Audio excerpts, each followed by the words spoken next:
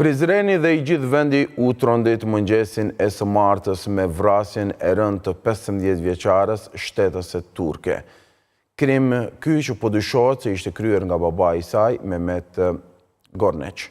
Ai tashmë është dërguar për paraburgim pasi gjykata themelore në Prizren aprovoi kërkesën e prokurorisë.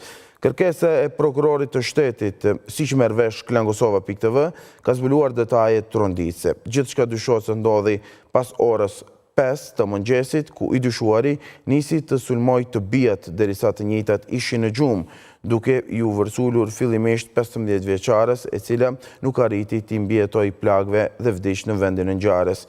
Krimi i rënd u krye me një thik mbi 20 cm, në cilën i dyshuari ka goditur edhe vajzën tjetër rreth 10 vjeçare, që mbeti e plagosur rënd, si dhe bashkëshortën e tij, e cila pësoi lëndime më të lehta trupore. Bazuar në kërkesën për paraburgim, thuhet se i dyshuari ndër të tjera është drejtuar gruas së tij me fjalët "duhet të vdesim të gjithë". Gorneç po hetohet për vrasje të rënd, vrasje e rënd e mbetur në tentativë si dhe armbajtje pa leje.